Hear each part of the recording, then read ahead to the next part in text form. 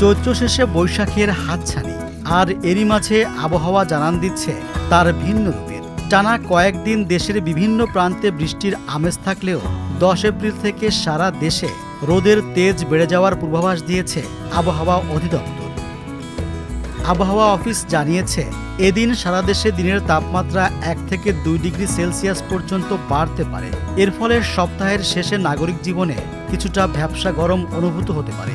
তবে দিনের তুলনায় রাতের তাপমাত্রা খুব একটা বদলাবে না, অর্থাৎ সারা দেশে রাতের তাপমাত্রা প্রায় অপরিবর্তিত থাকতে পারে।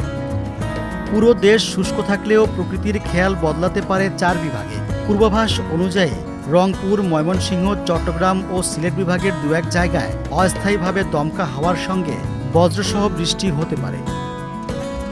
আবহাওয়া অফিস আরও বলছে, এদিন আকাশ আংশিক মেঘলা থাকতে পারে। তবে উত্তর ও পূর্বাঞ্চলের জেলাগুলোতে আকস্মিক বজ্রবৃষ্টির সম্ভাবনা থাকায় কৃষিজীবী ও সাধারণ মানুষকে সতর্ক থাকার পরামর্শ দেওয়া হয়েছে। দেশের বাকি অংশে রৌদ্রোজ্জ্বল আকাশ থাকার সম্ভাবনা বেশি, যা গরমের তীব্রতাকে আরেকটু উস্কে দেবে।